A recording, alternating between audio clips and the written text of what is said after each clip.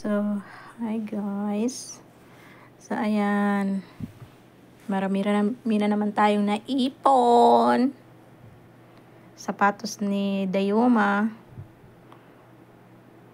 Ano nangyari sa cellphone ko? Ayan.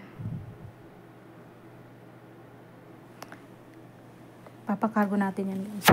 So, ito kasi, hindi ito nagamit bago to. Bali, hindi siya gusto. Yung laman, nabuksan na to. Gift kasi to kay Azuzi. Kaso, ang laman, pink.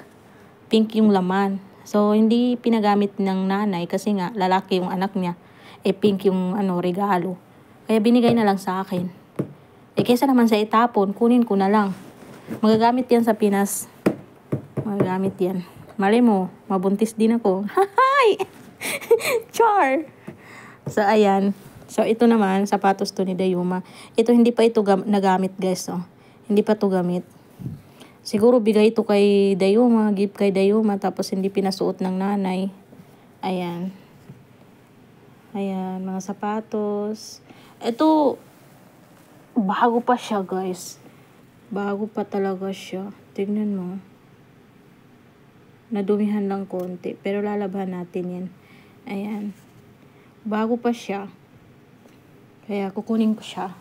So, ayun, yung, ito pati yung Lacoste, oh. Ang ganda, grabe. Ang ganda, ang tibay pa, oh. Oh. Tapos ito, ang ganda din ito. Hindi masyadong nagamit ng dalaga yan.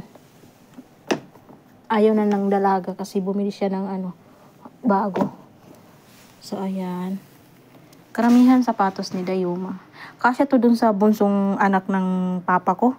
Tapos dun sa pamangkin ko na si Noriam. Ayan, oh, di ba? Dami no. Tapos ito guys, natawa ako. Natawa ako dito kasi nga yung partner nito guys is napadala na. Andun na. Naiwan pala siya. Sabi ko, hala.